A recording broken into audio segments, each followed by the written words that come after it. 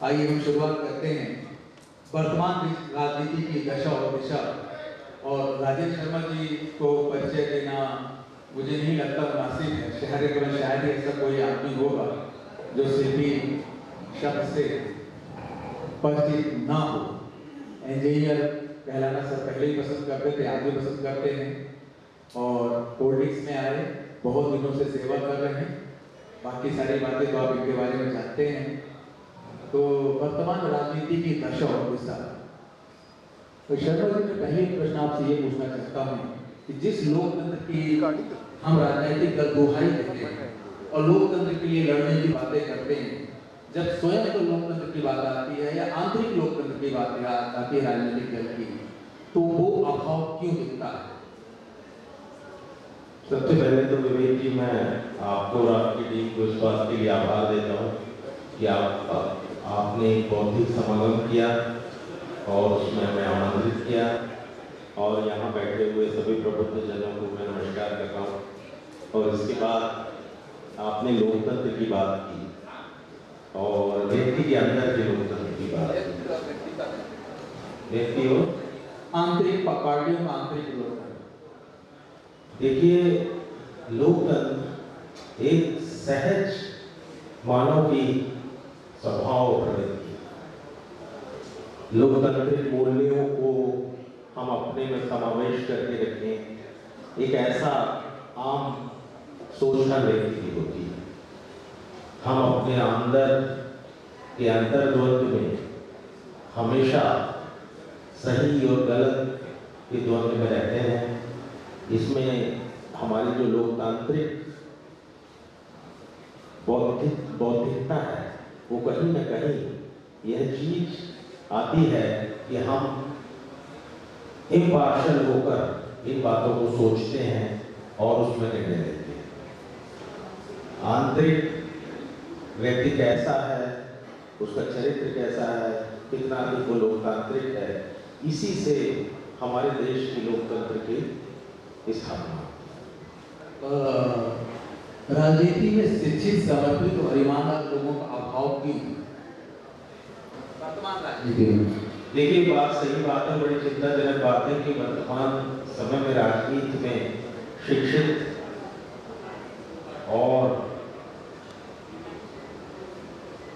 सोच वाले, अच्छी सकारात्मक सोच वाले लोगों का अभाव है। उसके दो कारण हैं। एक कारण तो यह है कि उनमें राजनीति के प्रति अरुचि। उसका कारण यह है कि राजनीति का रास्ता कठिन है, दुर्लभ है और इसमें आपको परिणाम उतनी आसानी से मिलते नहीं दिखते जितने आपको किसी अन्य क्षेत्र में होते हैं। दूसरी बात कि एरिस्टोटल कहते थे कि किसी देश के लोकतंत्र का चरित्र बिल्कुल वैसा ही होगा जैसे वहां के लोगों का चरित्र। आज का जो हमारा समाज है, उसकी वोट देने की प्राथमिकताएं पूरी बदल गई। आज हम जाति और धर्म में बढ़ के वोट देते हैं। आज धन का, बाहुबल का और भ्रष्टाचार का एक ऐसा गठजोड़ हो गया है जिसके कारण पूरी राजनीति की दिशा ही बदल गई है। राजनीति सेवा का एक मंच है या व्यवसाय है? देखिए, आरंभ में तो राजनीति सेवा का माध्यम हुआ करती थी, पर आज की तारीख में राजनीति सेवा से ज्यादा व्यवसाय का रूप लेती जा रही है। मुझे फख्र है कि कोई जनप्रतिनिधि मंच में आके इस बात को स्वीकार करे, ये बहुत ही ईमानदारी की बात है। मैं तो आपसे ये पूछना भी चाहता हूँ, वर्तमान राजनीति जो है और राजनीतिज्ञ वो खुद ही समस्या है देश के लिए, क्या समाधान है? देखिए, राजनीति जिस तरीके से देश में हो रही है, उससे देश में कई किस्म की समस्याओं को ताकत मिल रही है। और राजनीति सही मायने में हमको कई बार ऐसा लगता है कि यह एक समस्या का रूप ले रही है, पर यह बात भी सही है कि जो समाधान होगा वो इसी से होगा। राजनीति को अगर हम समस्या माने और या देश की जो बड़ी समस्याएं हैं अगर उनसे हम लड़ना चाहते हैं तो देखिए हमको राजनीतिक तरीके से ही इससे लड़ाई लड़नी पड़ेगी। अगर हमारी जनता राजेंद्र शर्मा से 2 सुझाव मांगे राजनीति में सुचिता लाने के लिए, पारदर्शिता लाने के लिए, राजेंद्र शर्मा क्या सोचेंगे? देखिए ये 2 सुझावों का विषय नहीं है, इसमें बहुत सारी बातें होंगी, बहुत सुझाव दिए जा सकते हैं और बहुत सारे सुधार की आवश्यकता है। मैं इसमें थोड़ा सा कम शब्दों में आपसे वर्तमान राजनीति के बारे में ये बोलना चाहूँगा कि आज के हमारे राजनीति जो है वो चुनौतियों से भरी हुई है। आज हमारे राजनीतिक परिस्थितियां देश की बहुत अलग किस्म की है। एक तरफ राजनीति के जरिए जो आप सत्ता हासिल करते हो उसके सामने बड़े लक्ष्य हैं।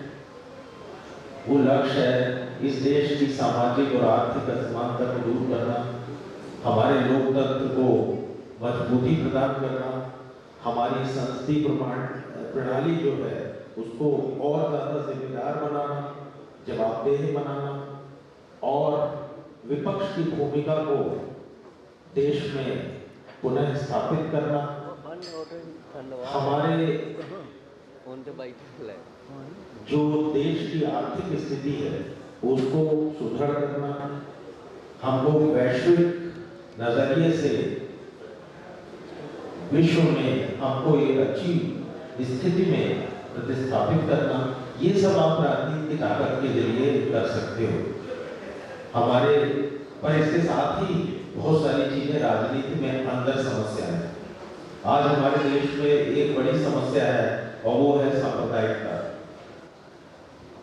हमारे यहाँ इस देश में जहाँ हर 100 किलोमीटर में वेशभूषा बदल जाती है, खान पान बदल जाता है, परंपराएं और लोकाचार बदल जाता है, ये ऐसा देश, इतने विविधता भरे देश में आज धार्मिक कट्टरता बढ़ने लगी।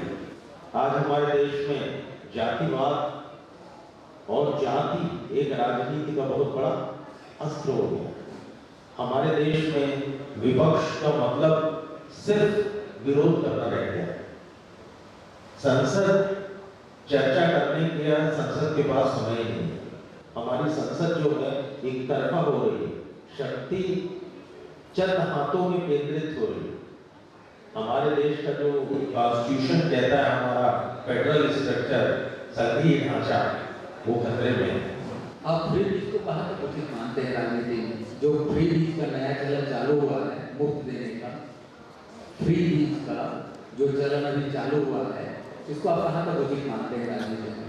देखिए सारी सरकारें कर रही हैं। देखिए क्या होता है, जो सरकारी योजनाओं के माध्यम से हम समाज में जो लोग पीछे हो जाते हैं उनको समानता में लाने के लिए उनको कुछ देते हैं, पर वो जब देना चुनावी ठोस शेप ले लेता है तो वो गलत हो जाता है। आज इस बात की होड़ है कि हम मुफ्त की रेवड़ी कितनी बांट सकते हैं। ये एक तरफ जहां हमारी लोगों को स्वयं सक्षम बनाने से रोकने वाला काम है और वहीं दूसरी ओर देश की प्राथमिकता ही राजनीति की बदल रही है। आप देखो ये देश ऐसा होता जा रहा है जब एक वर्ग को सरकार के आश्रित पैदा कर रहे हैं कि जो अपनी हर आवश्यकताओं के लिए सरकार पे आश्रित हो जाए, और एक वर्ग ऐसा हो जाए जो उसके पास खूब सारा पैसा एकत्रित हो जाए। पुरानी राजनीति में सेवा करके जनता से वोट लिए जाते थे। आज ये मुफ्तखोरी के माध्यम से या रिश्वत देने के उसको सीधा जनता से वोट ली जा रही है। चाणक्य ने शायद आज से 3000 वर्ष पूर्व कहा था कि जिस देश की जनता लालची हो जाती है उस देश का राजा ठग हो जाता है। इस बात से सहमत है? देखिए मैं इस देश की राजनीति जो चल रही है उसके बारे में मैं मेरे को नाम तो याद नहीं है, मैं कोटेशन आपको बताऊंगा कि उसमें था कि give them bread and circuses they will never go. आप खाने के लिए लोगों को रोटी दीजिए और तमाशे दिखाते चलिए, लोगों को विद्रोह करने की फुर्सत ही नहीं है। आज हमारे देश में यही सब हो रहा है। एक तरफ आप लोगों का पेट भर रहे हैं और दूसरी तरफ नित नए सर्कस और तमाशे उनको दिखा रहे हैं, और उसी तमाशे में उलझा हुआ व्यक्ति ये सोच ही नहीं पाता कि मैं वोट क्यों दे रहा हूँ, कैसे देना चाहिए, किस दिशा में देना चाहिए। देश की जो पूरी बीमार राजनीति है, भ्रष्ट राजनीति है, उसका जिम्मेदार अपन जनता, नेता या फिर राष्ट्रीय चरित्र का अभाव, किसको माने? तीनों को। देखिए, मैंने पहले बात शुरू की थी कि एरिस्टोटल ने कहा है कि जैसा जनता का चरित्र होगा वैसा ही वहां पे वो करने चाहिए। जैसा प्रजा होगा वैसे राजा होगा। जैसा चरित्र जनता का होगा। आप ऐसा समझिए कि जब हम बाजार में गेहूं खरीदने जाते हैं तो हम बोरी में ऐसा हाथ डालते हैं और गदेली में ऐसे गेहूं लेते हैं, उसको देख के कहते हैं ये खराब है, ये अच्छा है। तो इसी तरीके से चाहे वो नेता हो, चाहे वो पुलिस वाले हो, चाहे वो ब्यूरोक्रेट है, वो सोसाइटी के सैंपल्स हैं। आप सोसाइटी से तो उनको निकालते हैं। जब हमारे देश में व्यक्ति का चरित्र निर्माण होगा तो उन्हीं से निकल के आने वाले ब्यूरोक्रेट्स भी चरित्र में अच्छे होंगे, पुलिस वाले भी अच्छे होंगे। ये राजनीतिक जागरूकता का अभाव जो है वो कैसे दूर किया जा सकता है? देखिए, मेरा ऐसा सोचना है कि इसके लिए जागरूकता का देश में आंदोलन की आवश्यकता है। आंदोलन डिजाइन करके पैदा नहीं किए जाते, आंदोलन अपने आप पैदा होते हैं। जनता की कोख से पैदा होना चाहिए। जनता की कोख से ही पैदा होंगे वो आंदोलन, और वो तब होंगे जब ये वर्तमान राजनीति का हम पतन उस स्तर तक देख लेंगे जब ये मुफ्त की रेवड़ियों को भी छोड़ दे और लोग ये सोचने में बाध्य होंगे कि नहीं, इस रेवड़ी के आधार पर मैं वोट नहीं देना, हमको तो एक ऐसी सरकार चुनना है जो सही दिशा में हमारे लिए काम कर सके। अच्छा, सरकारें बदलती हैं पर राजनीति का चरित्र क्यों नहीं बदलता? राजनीति का चरित्र तो कोई किसी की सरकार है, चरित्र वही रहता है। ये राजनीति का चरित्र खराब है कि सरकारें बुरी रहती हैं? नहीं, वो बात फिर नहीं आ जाती। जैसा देश वैसा देश। और यही बात मैं और आपको कहूँगा कि हमें अगर राजनीति की शुद्धिकरण करना है तो हमको, मैं ऐसा बोलूंगा आपको कि जब हमारे देश का स्वतंत्रता आंदोलन की शुरुआत हुई तो आप देखिए, अगर अपन इतिहास पढ़ते हैं तो उसके पहले बहुत सारे सामाजिक आंदोलन हुए। पहले सामाजिक आंदोलन हुए तो उसके बाद राजनीतिक आंदोलन हुए। इस देश में सामाजिक आंदोलनों की बहुत आवश्यकता है। बिल्कुल सही है। जब हमारे सामाजिक आंदोलन, आज हमारे देश में वो लोग जिनमें अध्यात्म का प्रचार प्रसार है, वो तमाम लोग संगीतमय भागवत गाते हैं। तो ये संगीतमय भागवत इसका सलूशन नहीं है। इसका सलूशन ये है कि हमें पहले एक सामाजिक आंदोलन की आवश्यकता है जिससे व्यक्ति का आंतरिक शुद्धिकरण हो। क्या ऐसा नहीं है कि भाई भतीजावाद जो है राजनीति का कमाल करके रखी है? भाई भतीजावाद भी एक फैक्टर है।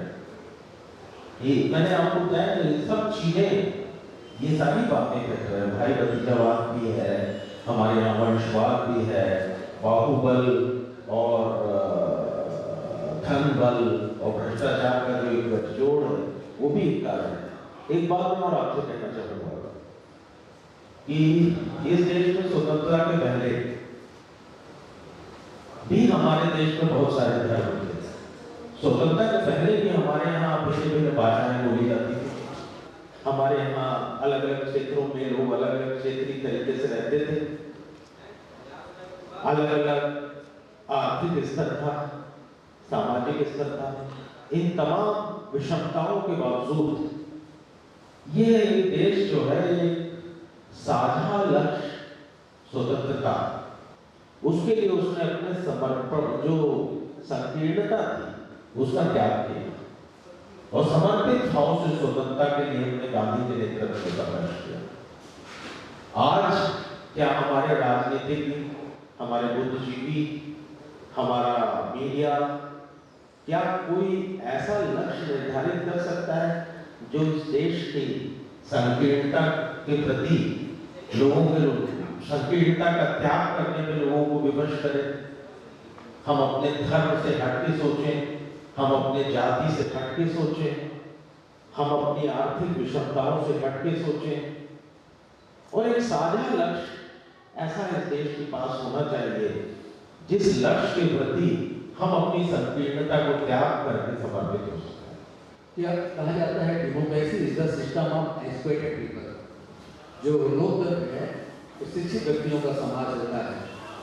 हमारे देश में आज भी लगभग मुझे लगता है 40% लोग साक्षर हैं, शिक्षित नहीं हैं। ऐसी स्थिति में स्वस्थ लोकतंत्र की परिकल्पना कैसे की जा सकती है? देखिए, साक्षर होना और शिक्षित होने में अंतर है। हम अपने देश में साक्षरता पे बड़ा जोर दे रहे हैं। हम साक्षरता की चर्चा करते हैं, शिक्षा की चर्चा करते हैं। राजनीतिक साक्षर होता है कि शिक्षित होता है? मुझे लगता है ज्यादातर आजकल साक्षर होते हैं। पर फिर भी मैं आपसे एक बात कहूंगा कि ये देश का लोकतंत्र मजबूत हो, ऐसा हम लोग सोचते हैं। मजबूत जनता कितना लोकतंत्र सोच रही है और लोकतंत्र की मजबूती सोच रही है। देखिए, हमारा वोट प्रतिशत हर बार बढ़ रहा है। कहीं ना कहीं लोकतंत्र के प्रति हमारी आस्था जीवित है।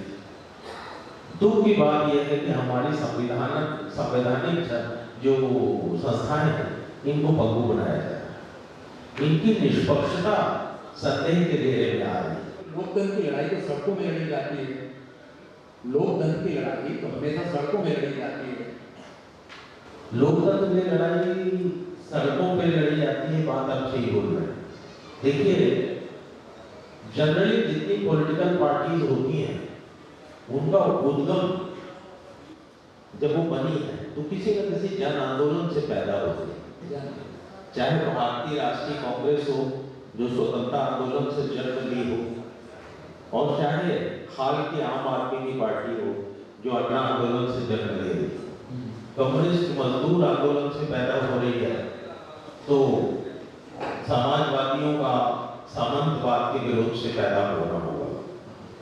पर आजकल कुछ ऐसी पार्टियां तैयार हो गई हैं जो बंद कमरे में एक गिरोह जैसी तैयार की है, जिन्होंने अपना एक कॉन्स्टिट्यूशन लिखा, अपना एक एजेंडा लिखा, एक अपनी अनुशासित फौज तैयार की और उससे चुनाव लड़े। और निसंदेह आज की तारीख में उन ऐसी पार्टियों का बोलबाला बढ़ गया। किंतु हमारे जो राजनीतिक पार्टियां हैं, उनको इस दिशा में सोचने की जरूरत है। अभी एक बहुत अच्छी बात इस देश में बची हुई है कि इस देश के सर्वोच्च पद पे हमेशा अच्छे लोग ही पहुंचते हैं। अभी ये देश में गिरावट नहीं आई कि हमारे देश के प्रधानमंत्री जो सर्वोच्च पद पे लोग बैठे हैं वो गलत होते हैं, वो स्वयं में अच्छे लोग होते हैं। अभी ये अच्छाई लोकतंत्र की हमारी है। राजेंद्र शर्मा हमारी रीवा की जनता को अपने नजरिए से राजनीति का क्या संदेश देना चाहिए? देखिए, मैं और आने वाली पीढ़ी को, जो युवा पीढ़ी जो राजनीति में आने वाली है, देखिए, सकारात्मक राजनीतिक कारोबार रखना उतना ही आवश्यक है जितना हम अन्य देशों का कारोबार करते हैं। आज आप सोचिए कि अगर किसी रेलवे स्टेशन में बम ब्लास्ट होता है तो वो पहचान के नहीं होता। ऐसा नहीं होता कि एक ही किस्म के लोग खत्म हो, वहां सारे लोग खत्म होते हैं। और हम अपने बच्चे को तो अमेरिका में पढ़ा के सॉफ्टवेयर इंजीनियर बना सकते हैं, उसको बहुत अच्छी नौकरी दिला सकते हैं, बहुत अच्छा भविष्य दे सकते हैं, पर हम क्या इस देश में जो बढ़ रही बीमारियां हैं, इससे हम उसको क्या एक सुरक्षित जीवन दे सकते हैं? हमारा बेटा अमेरिका से आ रहा है, हमसे मिलने आ रहा है, और किसी आतंकवादी घटना का या किसी मॉब लिंचिंग का शिकार हो जाता है, तो क्या हम उसे बचा सकते हैं? तो क्या स्वयं को हम राजनीति से दूर रख के राजनीति से होने वाले नुकसान से अपनी आने वाली पीढ़ी को क्या बचा सकते हैं? नहीं बचा सकते। तो इसलिए आवश्यक है कि हर व्यक्ति सक्रिय राजनीतिक सरोकार अवश्य है। ये बहुत जरूरी बात है। जिस हैसियत से आप रखना चाहते हैं उस हैसियत से रखिए, पर अच्छे लोगों को राजनीतिक सरोकार रखना चाहिए। पॉलिटिकल पार्टीज में उनको अगर समय है तो समय देना चाहिए, और इसको अछूत मान के अगर आपने इससे दूरी बना ली तो इसके दुष्परिणाम तो आप ही को भोगने हैं, हम ही सबको भोगने हैं। तो हमको क्यों नहीं एक ऐसा मिशन आरंभ करना चाहिए कि चलिए हम राजनीति में आते हैं और जो हम सोचते हैं कि राजनीति स्वच्छ होना चाहिए तो उसकी स्वच्छता के लिए हम काम करते हैं। आज हमारे जैसे लोग इंजीनियर हैं, हमारा अच्छा खासा प्रोफेशन है, हमारा अच्छा खासा बिजनेस है, इसके बावजूद हम अगर राजनीति में समय दे रहे हैं तो उसके पीछे कहीं ना कहीं सोच ये अवश्य है। लेकिन प्रश्न ये है कि रीवा की राजनीति में मुझे 10-50 राजेश शर्मा चाहिए, 100 राजेश शर्मा चाहिए। तो ये एक राजेश शर्मा का फर्ज है कि उनको कहीं कोई राजेश शर्मा दिखाई देता है तो वो उसको राजनीति में बढ़ाएं, और उन तमाम राजेश शर्माओं का ये फर्ज है कि वो अपने व्यस्ततम काम को केवल अपने उत्थान अपने लिए न करें, और बल्कि आप राजनीति में रुचि लें और उसमें अपनी हैसियत तय करिए कि हम इतने ही रुचि लेंगे, इतना ही काम करेंगे, पर उससे दूर रह के भी आप उसके दुष्परिणाम से नहीं बच सकते। इसलिए सक्रिय राजनीति का सरोकार रखना हर व्यक्ति के लिए आज के परिवेश में आवश्यक है। कैसा यह परिवेश बेचैन बदन को कर डाला, बचा नहीं शेष निवेश ये कैसा कर डाला। अगर हम समस्या का समाधान नहीं है तो हम खुद ही समस्या है। कहना ये भी था कि ये लोग सुधरे, समाज सुधरे, सड़कें सुधरे, पड़ोसी सुधरे, पर ये भी कहना कि हम सब कब सुधरे। बहुत बहुत धन्यवाद। धन्यवाद।